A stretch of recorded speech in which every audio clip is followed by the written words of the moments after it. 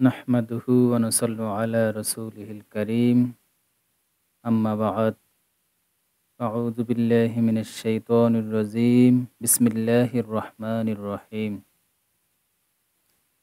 ইযা জাআ নাসরুল্লাহি ওয়াল ফাth ওয়া রাআইতান নাসা ইয়াদখুলুনা ফি দীনিল্লাহি আফওয়াজা ফাসাব্বিহ বিহামদি রাব্বিকা ওয়াস্তাগফির ইন্নাহু কানা তাওয়াবা।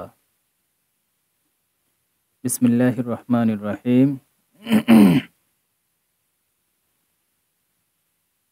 কুলিল্লাহুম্মা মালিকাল মুলকি তুতিল মুলকা মান তাশাউ ওয়া তানজিউল মুলকা মিম্মান তাশাউ ওয়া তুইজ্জু মান তাশাউ ওয়া তুযিল্লু মান তাশাউ বিয়াদিকাল খায়র ইন্নাকা আলা কুল্লি শাইইন কাদির।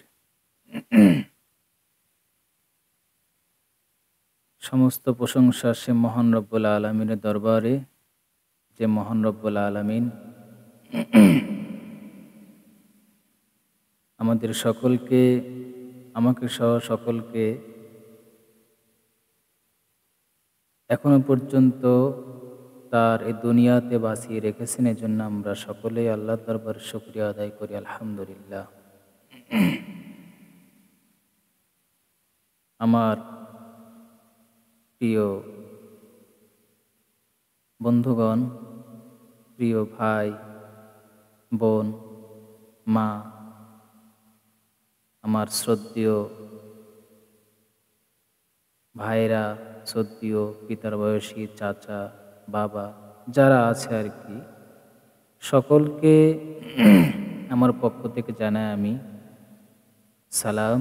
আসসালামু আলাইকুম ওয়া রাহমাতুল্লাহি ওয়া বারাকাতুহু। আসলে আজকে একটু কথা বললে না বললেই নয়, কিছু কথা বলার জন্য এসেছি। আশা করি আপনারা সকলে মন দিয়ে শুনবেন।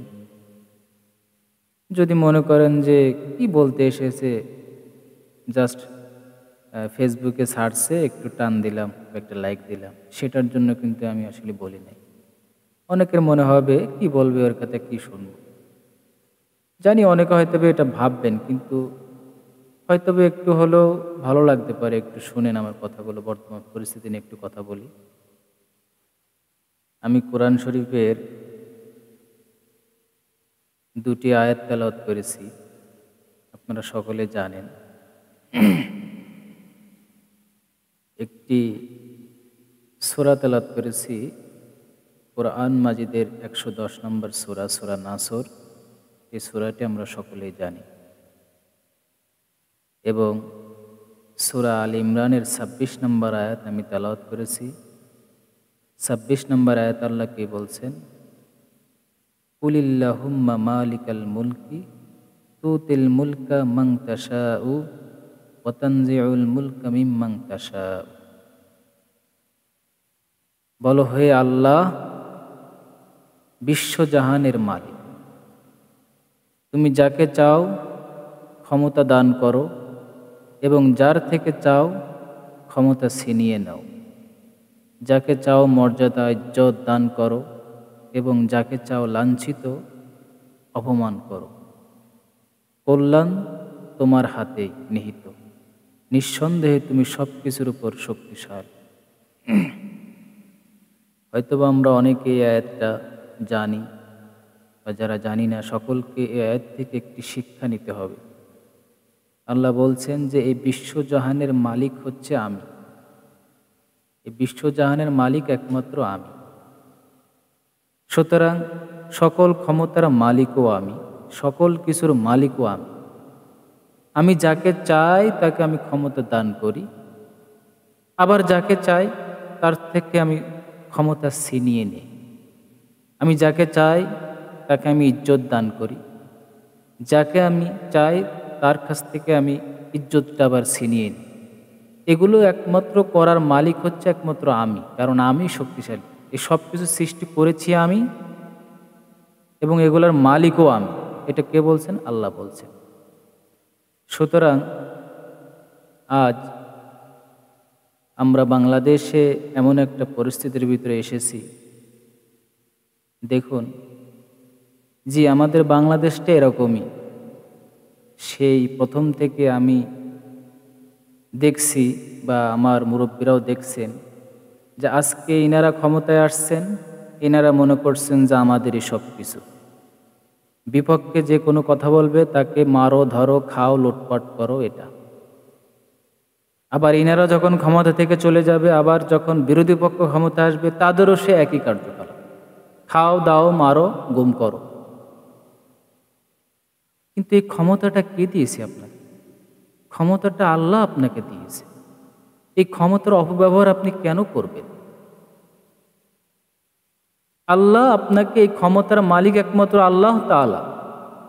আল্লাহ ছাড়া ক্ষমতার মালিক কেউ নাই। আল্লাহ আপনাকে ক্ষমতা দিয়া একটা পরীক্ষাও করে যে এই ক্ষমতাটা আপনি কিভাবে ব্যবহার করেন। কিন্তু সেই ক্ষমতা আমরা যদি এমনভাবে দেখাই যে আমি ছাড়া আর কেউ নাই, আমি একমাত্র মালিক, আল্লাহ সেই ক্ষমতা ছিনিয়ে নিতে 1 সেকেন্ডও কিন্তু দেরি করতে, 1 সেকেন্ডও দেরি লাগে না আল্লাহ। ফেরাউনের কথা স্মরণ করুন। ফেরাউন কি আল্লাহকে মানত না? আমরা হয়তো অনেকে দাবি করি, মনে করি যে ফেরাউন আল্লাহকে মানত না। না, ফেরাউন আল্লাহকে মানত। কিন্তু তার যে ক্ষমতা আল্লাহ তাকে দিয়েছিল, তিনি ভেবেছিলেন এই ক্ষমতা আমার কাছে সারা জীবন থাকবে, আমার কাছ থেকে এই ক্ষমতা কেউ ছিনিয়ে নিতে পারবে না। আল্লাহ তাকে অনেক ছাড় দিয়েছেন, কিন্তু পরিশেষে আল্লাহ তাকে কি ছেড়ে দেননি। আল্লাহ যারা জালেম করে, যারা জুলুমকারী, এদেরকে একটু বেশি সময় দেয়। কারণ আল্লাহ চায় না যে আমি কোনো বান্দাকে, আমার তৈরি করা আমার নিজের বান্দাকে আমি জাহান্নামের আগুনে ঠেলে দিই। তার অনেক দয়া, অনেক মায়া, তিনি অনেক সুযোগ দেন যে দেখি সে আমার পথে ফিরে আসে কিনা। যখন ধৈর্যের সীমা পার হয়ে যায়, সীমা লঙ্ঘন করে ফেলে, তখন আল্লাহ তাকে আর রাখে না। এটাই বাস্তব। নমরুদ এটা করেছিল। নমরুদকে আল্লাহ একটা ল্যাংড়া মশা দিয়ে পৃথিবী থেকে নস্যাৎ করে দিয়েছেন, তার অস্তিত্বও নেই। ফেরাউনও আল্লাহ সাথে বিদ্রোহ ঘোষণা করেছে, মানুষের প্রতি জুলুম করেছে। মূসা আলাইহিস সালাম অনেক বুঝিয়েছেন তাকে, অনেক দাওয়াত দিয়েছেন। যখন সীমা অতিক্রম করেছে, তখন মূসা আলাইহিস সালামকেও আল্লাহ পানিতে চুবিয়ে মেরেছেন। এবং শুধু চুবিয়ে মারেন নাই, তার লাশটা পৃথিবীর বুকে এখনও রেখে দিয়েছেন যে যারা এই ফেরাউনের মতো কার্যকলাপ করবে, আল্লাহ জানেন, আল্লাহ সব কিছু সৃষ্টি করেছেন, আল্লাহই তো জানেন যে পৃথিবীর কিয়ামত পর্যন্ত এরকম ফেরাউনের বংশধর আসবে, তাদের শিক্ষার জন্য তার লাশটাও উপরে রেখে দিয়েছেন। কিন্তু আমরা মানুষত্ব হারিয়ে সেই জিনিসটা দেখেও বুঝি না, জেনেও আমরা দেখি না বলে আমাদের আজ এই পরিণতি। তো ফেরাউনকে আল্লাহ মেরেছেন। আজ আমাদের বাংলাদেশে আমরা ক্ষমতা পেয়ে মনে করি যে আমরাও হয়তো সকল ক্ষমতার উৎস, কিন্তু না। দেখুন, আজ বাংলাদেশে আমরা সকলেই বলছি যে আমরা স্বাধীনতা লাভ করেছি, দ্বিতীয় স্বাধীনতা লাভ করেছি। কেন বলছি? কারণ আসলেই দ্বিতীয় স্বাধীনতা লাভ করছি। কারণ ওই যে ক্ষমতায় ছিলাম, ভাবছিলাম সারা জীবন থাকবো, অন্যায়, অবিচার, জুলুম, হত্যা, যজ্ঞ, মিথ্যাচার সব কিছু করতে করতে এক নায়কতন্ত্র, স্বৈরতন্ত্র হয়ে গেছিলাম। কিন্তু স্বৈরতন্ত্র, স্বৈর শাসক যারা থাকে, এটা তো আল্লাহরই কথা যে যত পথ বন্ধ করুক না কেন, তার একটি ছিদ্র থেকেই যায়, সেই ছিদ্র দিয়েই সে পতন হয়। সেটা আজ বাংলাদেশে আমাদের চোখের সামনেই প্রমাণিত হলো, যেটা কখনো কেউ কল্পনাও করতে পারেনি। সেই স্বৈরশাসক নিজেও কল্পনা করতে পারেনি যে আমার পতনটা এভাবে হবে। আল্লাহও বলছেন এভাবে যে স্বৈর শাসক যারা জুলুম করবে, ক্ষমতা আমার একমাত্র, আমার ক্ষমতার অধিকারী একমাত্র আমি কিছুদিনের জন্য ক্ষমতা যাচ্ছে, আজকে হোক, কালকে হোক, 10 বছর পরে হোক, 20 বছর পরে হোক, 50 বছর পরে হোক, তার ক্ষমতা ছাড়তেই হবে। সেটারই প্রমাণিত হলো আজকে। এবং যারা এই জুলুম করে আল্লাহ তাদের, দেখুন আমাদের নবীর পরে যে জুলুম করা হয়েছিল, মুসা আলাহিস সাল্লাম, ঈসা আলাহিস সাল্লাম, সকলের উপরে যে জুলুম করা হয়েছিল, তাদের কিন্তু অস্তিত্ব টিকে আছে, কিন্তু যারা জুলুম করেছে তাদের কিন্তু অস্তিত্ব টিকে নাই। আদ জাতি এই পৃথিবীতে ইতিহাস পড়লে দেখবেন কোরআনে এসব আদ, সামুদ, এসব গোত্র বিশাল বিশাল শক্তিশালী জাতি ছিল, এদেরকে আল্লাহ নিশ্চিহ্ন করে দিয়েছেন, তার অস্তিত্ব নেই তাদের। কিন্তু যারা ভালো কাজ করেছে, আল্লাহর আদেশ মেনে চলেছে, তাদের অস্তিত্ব কিয়ামত পর্যন্ত থাকবে। তারা ইহকালেও শান্তি পাবে, পরকালেও শান্তি পাবে। আর যারা জুলুম করবে তারা এই দুনিয়াতেও লাঞ্ছিত হবে এক সময়, এবং পরকালেও তাদের জন্য কঠোর শাস্তি রয়েছে। যেমন দেখেন আল্লাহ তাআলা বলছেন যে وَأَمَّا الَّذِينَ آمَنُوا وَعَمِلُوا الصَّالِحَاتِ فَيُوَفِّيهِمْ أُجُورَهُمْ وَاللَّهُ لَا يُحِبُّ الظَّالِمِينَ। আর যারা ঈমান ও সৎ কাজ করার নীতি অবলম্বন করেছে তাদেরকে তাদের পূর্ণ প্রতিদান দেওয়া হবে। ভালো করেই জেনে রেখো, আল্লাহ জালেমদের কখনোই ভালোবাসেন না। ঠিক আছে? তারপরে আল্লাহ বলছেন فَأَمَّا الَّذِينَ كَفَرُوا فَعَذَابُهُمْ عَذَابٌ شَدِيدٌ فِي الدُّنْيَا وَالْآخِرَةِ وَمَا لَهُم مِّنَ النَّاصِرِينَ। যারা কুফরি ও অস্বীকার করার নীতি অবলম্বন করেছে তাদেরকে দুনিয়ায় ও আখিরাতে উভয় স্থানে কঠোর শাস্তি দেব, এবং তারা কোনো সাহায্যকারী পাবে না। কোরআন পড়বেন, হাদিস পড়বেন, সকল কিছু জানা যাবে যে আসলে এ দুনিয়ায় ক্ষমতাটা কিচ্ছু না। ঠিক আছে? কিছুই না। আর আপনি যতই ষড়যন্ত্র করেন, দেখেন আপনি যতই ষড়যন্ত্র করেন না কেন, আল্লাহর ষড়যন্ত্রের কাছে, আল্লাহর পরিকল্পনার কাছে আমাদের এই ষড়যন্ত্র কিছুই না। কারণ এই সকল কিছু তৈরি করেছেন কে? আল্লাহ তৈরি করেছেন। আপনি আল্লাহর উপরে কিভাবে উঠতে চান? সূরা আল ইমরানের ৫৪ নম্বর আয়াত আল্লাহ বলছেন ওয়া মাকারু ওয়া মাকারাল্লাহ আল্লাহু খায়রুল মাকিরিন। তারা গোপন চক্রান্ত করতে লাগলো। আল্লাহ বলছেন তারা বনি ইসরাইল, এখানে বনি ইসরাইল হচ্ছে, আমরা সবাই জানি ঈসার বিরুদ্ধে তারা গোপন চক্রান্ত করতে লাগলো। জবাবে আল্লাহ তার গোপন কৌশল খাটালেন। আল্লাহ তার গোপন কৌশল খাটালেন, কারণ আল্লাহ হচ্ছে সর্বশ্রেষ্ঠ গোপন কৌশলকারী। সুতরাং আপনি যতই কৌশল করেন না কেন, আল্লাহর উপরে আপনি কখনোই পারবেন না, কারণ তিনি আমাদের একমাত্র মালিক। এজন্য বলছি, আসুন, একজন অপরাধ করেছে, আলহামদুলিল্লাহ তার ভুল হয়েছে, আমরা অনেক কষ্ট করে স্বাধীনতা লাভ করেছি, ঠিক আছে, কিন্তু স্বাধীনতাটা এমনি হয় নাই, অনেক রক্তের বিনিময়ে হয়েছে, অনেক মায়ের বুক খালি হয়েছে, যেটা মনে পড়লে চোখ দিয়ে পানি বের হয়ে যায়। কিন্তু এত অন্যায়ের পরেও আমরা যে বিজয় লাভ করেছি, এখন ওই স্বৈরাচার বা ওই জুলুমকারী যে অন্যায়গুলো করেছে, আমরা যদি অনুরূপভাবে সেই অন্যায়গুলোই করি, তাহলে তার ভিতরে আমাদের ভিতরে আর কিসের পার্থক্য থাকবে? একই জিনিস তো, একই হয়ে গেল। অথচ সূরা নাসর পড়বেন, বিসমিল্লাহির রহমানির রহিম, ইযা জাআ নাসরুল্লাহি ওয়াল ফাth।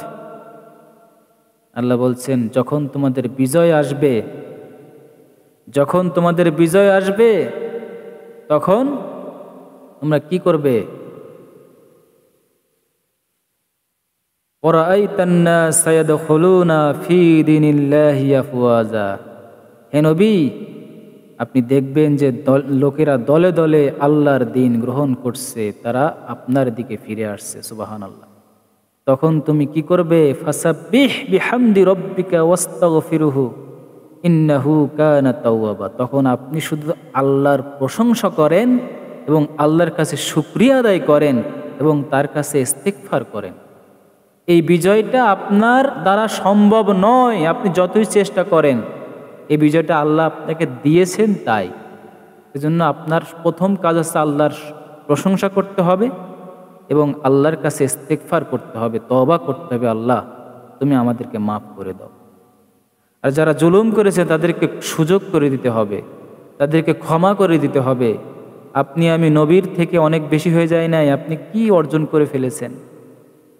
নবীজি কত অন্যায় অবিচার, তার কোনো গুনাহ ছিল না, নবীজির কোনো গুনাহ ছিল না। আল্লাহর মনোনীত শ্রেষ্ঠ মানুষ, শ্রেষ্ঠ নবী তিনি। ওনাকে এত অত্যাচার করা হয়েছে, তার দাঁত মুবারক শহীদ হয়েছে, কত কষ্ট করে তার নিজ দেশ ছেড়ে অন্য দেশে পাড়ি যেতে হয়েছে, হিজরত করতে হয়েছে, কত যুদ্ধে অংশগ্রহণ করতে হয়েছে। পরিশেষে যখন তিনি মক্কা বিজয় করলেন, তখন এই কোরআনের আয়াতটা নাজিল হয়। আল্লাহ বলছেন যে আজ নবীজি প্রত্যেকের জন্য সাধারণ ক্ষমা করে দিয়েছেন, কিছু লোক, দুই একজন, কিছু লোক ছাড়া তিনি সবাইকে মাফ করে দিয়েছেন। আর আমরা কি এমন একটা অর্জন করে ফেলেছি? আমরা তো সেই ইসলাম কায়েমের জন্য যারা জীবন দিয়েছে তারা তো সকল কিছু ক্ষমা করে দিয়েছে, কিন্তু আমরা যারা বাংলাদেশের বর্তমানে যে একটা যুদ্ধ বলি আমরা, যে যুদ্ধটা হয়েছে, অবশ্যই এটা যুদ্ধ। আমাদের ছাত্র সমাজ, ছাত্রী সমাজ, যাদের অক্লান্ত অনেক মায়ের বুক খালি হয়েছে, অনেক জনসাধারণের বুক খালি হয়েছে, তারপরে আমরা একটি স্বাধীনতা লাভ করেছি। কিন্তু যারা ছেলে হারিয়েছে, মেয়ে হারিয়েছে, সন্তান হারিয়েছে, বাপমা হারিয়েছে, দেখেন তারা কিন্তু নিশ্চুপ করে বসে আছে, তাদের কিন্তু কিছু নেই। কিন্তু যারা আমরা এটার সাথেই ছিলাম না, জানিও না, হয়তো গ্রামে বসে আছি, শুনলাম যে আমাদের ক্ষমতা, ওদের ক্ষমতা চলে গিয়েছে, আজ আমাদের ক্ষমতা এসেছে, আমরা লুটপাট ভাঙচুর শুরু করে দিয়েছি। এটা কি ইসলাম ভাই? এটা কি মানুষের বিবেক? কখনোই হতে পারে না। আপনি যেটা করছেন, একজন বিরোধী পক্ষ যেই অন্যায়টা করছে, আমি যদি সে অন্যায়টাই করি, তাহলে আমার আর তার ভিতরে কিসের পার্থক্য থাকলো? কোনো পার্থক্য থাকলো না। সুতরাং আসুন আমরা একে অপরকে আমরা ক্ষমা করে দিয়ে সকলে মিলেমিশে আমরা একসাথে আল্লাহর জমিনে আল্লাহর হুকুম মেনে চলি, আল্লাহর বিধান কায়েম করি। আর আপনি আমি এমন কোনো নেতা, নবীজির মতো এরকম নেতা সাহাবীরা পেয়েছেন, তারপরও তারা সবাইকে ক্ষমা করে দিয়েছেন, আর আপনি আমি কোন নেতার পিছনে ঘুরি? তারা হিসেব করে দেখেন যে সকলেই প্রায় এক হোক। ইসলামের স্বার্থে কতজন রাজনীতি করে? ইসলাম কায়েমের জন্য কতজন রাজনীতি করে? যারা ইসলামের কায়েমের জন্য রাজনীতি করে, তারা আল্লাহর কাছে কাঁদতে কাঁদতে তাদের চোখ থেকে অশ্রু ঝরছে। বাংলাদেশে আপনি দেখবেন যারা অত্যাচারিত হয়েছে অনেক বেশি, তারা কান্দার জ্বালায় কথা বলতে পারছেন, যে অত্যাচার, যে জুলুম হয়েছে তাদের উপর, কিন্তু তারপরেও তারা হাসি মুখে সবাইকে বুকে টেনে নিয়ে এই সমাজকে, জাতিকে আল্লাহর জমিনে আল্লাহর দিন প্রতিষ্ঠা করতে চায়, এই সমাজকে পরিবর্তন করতে চায়। আসুন আমরা সকলে মিলে সেই কাজে সামিল হই, পরস্পরে ভেদাভেদ না করে। আমাদের নেতারা ঠিকই আমাদেরকে সব করে যখনই বিপদে ফেলে আমাদেরকে ছেড়ে পালিয়ে যাবে। দেখেন বাস্তব ঘটনা কিন্তু তাই ঘটেছে। আর সাধারণ মানুষ তাদেরকে বিপদে ফেলে যারা অর্ডার দিয়েছে তারা কিন্তু ঠিকই পালিয়ে গেছে। অথচ আমরা সাধারণ মানুষ, আমাদের পাড়া প্রতিবেশী, আমরা যারা একসাথে থাকবো সবসময়, তারা আজ এই নেতাদের কারণে আমরা আজ নিজেরা মারামারি করে লুটতারাজ হয়ে আজকে এই অসুবিধার ভিতরে আমরা পড়ছি। ভাই, নেতার পিছনে ঘুরবেন এমন নেতাই যার কোনো নিজের স্বার্থ থাকবে না, যার স্বার্থটা থাকবে ইসলামের জন্য। আর যারা ইসলামের স্বার্থে কাজ করে ওই সব মেয়েরা কখনো পালায় না। ঠিক আছে, এটাই বাস্তব। আপনি যদি এখন বিবেকে কাজ করে আপনি একটু চোখ বুজে দেখেন, সব কিছু বুঝতে পারবেন। বাংলাদেশের অনেক আলেম ওলামা আছে, অনেক নেতা ছিল, যাদেরকে অনেক অপবাদ দিয়ে তাদেরকে ফাঁসির মঞ্চে ঝুলিয়ে দেওয়া হয়েছে, কিন্তু তারা এতটুকু আপোষ করে নাই। ভাই, আপনি আমি ভাবতে পারি যে স্বার্থের জন্য মানুষ সব কিছু করে, ঠিক আছে। হ্যাঁ, আপনি স্বার্থের জন্য সব কিছু করতে পারেন, কিন্তু আপনার কাছে আমার কাছে সব থেকে বড় স্বার্থ হচ্ছে আপনার জীবন। একটু বুকে হাত দিয়ে দেখেন তো, সব থেকে বড় স্বার্থ কি? জীবন। এই জীবনের পরে কোনো স্বার্থ নাই। কিন্তু যারা এই জীবনকে হাসি মুখে আল্লাহর দরবারে নজরানা পেশ করে, জীবনের মায়া করে না, তখন বোঝা যায় যে তারা আসলে কি স্বার্থের জন্য রাজনীতি করে না স্বার্থের জন্য রাজনীতি করে না। ঠিক আছে, যদি তারা স্বার্থের জন্যই রাজনীতি করত, তাহলে বর্তমানে যেরকম হয়েছে, স্বার্থের জন্য করেছিলাম, আজ স্বার্থ নাই, আমাকে মরতে হবে, আমি পালিয়ে গেলাম। কিন্তু যারা স্বার্থের ছাড়া আল্লাহর জন্য, একমাত্র আল্লাহ পাকের জন্য রাজনীতি করে, রাসূলের আদর্শে রাজনীতি করে, আমরা অনেকে ভুল বুঝি, তারাই একমাত্র সঠিক নেতা। ঠিক আছে, তারা জীবন দিতে প্রস্তুত, কিন্তু তারা এক পা পিছপা হওয়ার মতো মন মানসিকতা কখনো করবে না। কারণ তারা রাজনীতি করে ক্ষমতা দখলের জন্য নয়। ক্ষমতা যদি আল্লাহ দিবে, এটা আল্লাহর ইচ্ছা, এটা আল্লাহর ইখতিয়ার। কিন্তু আমি যে আল্লাহর পথ থেকে ফিরবো না, আমি মানুষেরকে সৎ কাজ করব, আল্লাহর দিন জমিনে আল্লাহর দিন প্রতিষ্ঠা করব, এই যে লক্ষ্য আমার মেন, আল্লাহর যে কাজ, এই কাজটা যে আমি করবো, এটার জন্য আমার জীবন চলে গেল, আমি এক পা পিছপা হব না। এইরকম নেতার পিছনে ঘুরেন। এরকম নেতা আপনাকে আমাকে চিনতে হবে। মানুষের গুজবে, মানুষের কথায় কান দিয়ে শুধু চললে হবে না যে ইনি রাজাকার, উনি রাজাকার, এটা এ করছে, এটাও করছে। না ভাই, একটু খোঁজ নিয়ে দেখেন কারা সত্যিকারের নেতা, স্বার্থবাদী কারা, কারা স্বার্থবাদে রাজনীতি করে। আর আপনি যদি মনে করেন যে ইসলামে কোনো রাজনীতি নাই, তাহলে তো ঈমান নিয়ে টানাটানি। এই যে সূরা নাসরটা নাজিল হলো, কোরআনের অর্ধেকের বেশি আয়াত, আপনি রাজনীতি না করলে এই আয়াতের কোনো অর্থই বুঝবেন না, মর্মটাই বুঝবেন না আপনি। যখন তোমাদের বিজয় আসবে, তখন তোরা আল্লাহর ইস্তেগফার করো, ক্ষমা প্রার্থনা করো যে সূরা নাসরটা নাজিল হয়েছে। এটা কি রাজনীতির আয়াত না? আপনি যদি যুদ্ধ না করেন, চেষ্টা না করেন আল্লাহর পথে, তাহলে কি আপনার এই আয়াতের কোনো প্রয়োজন ছিল আল্লাহর? অবশ্যই রাসূলরা করেছেন। অনেকে আমরা আসিয়াস তাওহীদ তাওহীদ তাওহীদ করে, তাওহীদ কাকে বলে ভাই? অনেক আলেম সমাজও আছে, অনেক বড় বড় সহি আকীদার কথা বলে, তাদের কথা একটু না বললেও নয়, আমার এই ছোট মুখে বলার কথা না, তারপর বলতে হয়। অনেক সহি আকীদার কথা নিয়ে, সাধারণ ঠুনকো ঠানকা বিষয় নিয়ে মানুষের ভিতর বিভ্রান্ত সৃষ্টি করেছেন বড় বড় আলেম খেতাব দিয়ে। কিন্তু ইসলামের যে মৌলিক কাজগুলো, ইসলামের যে কাজ, অর্থাৎ কোরআনের যে একটি অধ্যায়, সব থেকে বড় অধ্যায়, আল্লাহর জমিনে আল্লাহর আইন প্রতিষ্ঠিত করা, সেই প্রতিষ্ঠার কাজে কোনো ভ্রুক্ষেপও নাই। লা ইলাহা ইল্লার দাওয়াত দিচ্ছেন ঠিকই, কিন্তু লা ইলাহা ইল্লাল্লাহর অর্থই বুঝেন না।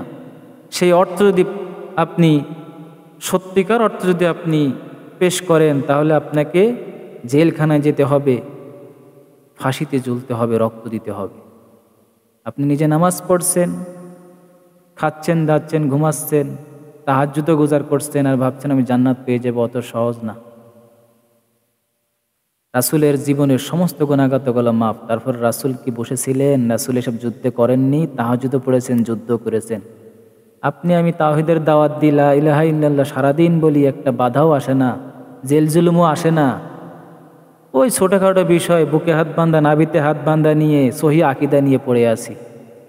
আরেকটা গ্রুপ আছে আমরা দাড়ি টুপি নিয়ে। আজ দেখেন তো বাংলাদেশের ক্ষেত্রে দেখেন তো দাড়ি টুপি কোনো কাজে এসেছে? আমি বলছি না যে এটা ইসলাম না, এটাও ইসলাম, কিন্তু মূলত কোন ইসলামটা মূলত কোনটা দেখেন তো। আজ দাড়ি টুপি দিয়ে কি আপনি ইসলাম জয় করতে পেরেছেন, স্বাধীনতা অর্জন করতে পেরেছেন? না। মেন হচ্ছে ইমানের জাজমা। ইমানের জাজমা দিয়ে আপনি সমস্ত কিছু করতে পারেন। মেন হচ্ছে ইমান, ইখলাস। আল্লাহর প্রতি আপনার সঠিক তাওয়াক্কুল থাকতে হবে। আল্লাহর আইন, আল্লাহর জমিনে প্রতিষ্ঠিত করা সে দৃঢ় প্রতিজ্ঞা থাকতে হবে। কোরআন হাদিসের জ্ঞান আপনার ভিতরে থাকতে হবে, তাহলে আপনি প্রকৃত জিনিস বুঝবেন। আমরা অনেকেই জানি না, বুঝি না। আসুন, আমরা ছোটোখাটো বিষয় নিয়ে অনেক আলেম সমাজও আমরা এক নই, যেটা সত্যি কথা, কিন্তু আমাদের আজ এক হতে হবে। আমরা একটা দল আর একটা দলকে, ইসলামিক দল একটা দল আর একটা দলকে না জেনে না বুঝে বিভিন্ন মন্তব্য করি। ভাই, অনেকে আমরা বলি যে ইনারা নবী বিদ্বেষী, ইনাদের আকীদা খারাপ, ইনারা সাহাবা বিদ্বেষী। ভাই আসুন, যাদেরকে বলছেন সাহাবা বিদ্বেষী তাদের ভিতরে প্রবেশ করুন, দূর থেকে মন্তব্য কইরেন না। তারা মনের ভিতরে কোরআনের আদর্শ, সাহাবীদের আদর্শ, নবীর আদর্শ নিয়েই তো তারা জীবন দিচ্ছে। সাহাবীরা যেভাবে জীবন দিয়েছেন তাদের আদর্শ লালিত করেই তো জীবন দিচ্ছেন। ঠিক আছে, তাহলে আপনি না জেনে বুঝে তাদেরকে কেন সাহাবী বিদ্বেষী বলছেন? আপনাকে জানতে হবে, বুঝতে হবে। আন্দাজে একটা ফতোয়া দিলে হবে না। একটা দল সম্পর্কে জানতে হলে সেটাতে বুঝতে হবে, ঢুকতে হবে, তারপরে জানতে হবে। এইসব ভেদাভেদ ভুলে আসুন আমরা সকলেই আমাদের পরিচয়, আমরা সর্বপ্রথম আমাদের পরিচয় আমরা মুসলিম। দ্বিতীয় প্রকার হচ্ছে আমরা বাংলাদেশি। সবাই একসাথে মিলে আমরা সকলে এক জায়গায় বসবাস করব। হানাহানি, লুটতরাজ, ক্ষমতা, স্বার্থের নেশে এগুলো না দেখে আসুন সবাই মিলেমিশে কোরআনের ছায়াতলে আসি, ইসলামের ছায়াতলে আসি। মিলেমিশে এই দেশটাকে সঠিক, ন্যায়, দুর্নীতিমুক্ত একটি বাংলাদেশ গড়ি। একটি ইসলামী শাসন প্রতিষ্ঠা করে আল্লাহর আইন, আল্লাহর জমিন, সব কিছু আল্লাহই তৈরি করেছেন। শান্তি একমাত্র আল্লাহই দিতে পারে, আল্লাহর বিধানই দিতে পারে। এটা মনের ভিতরে রেখে আসুন আমরা সকলে ভেদাভেদ ভুলে, সমস্ত কিছু ভুলে যেয়ে আজ আমরা সামনের দিকে এগিয়ে যাই ইনশাআল্লাহ। আল্লাহ পাক আমাদেরকে রহমত, বরকত দিয়ে আমাদেরকে ঢেলে দিবেন।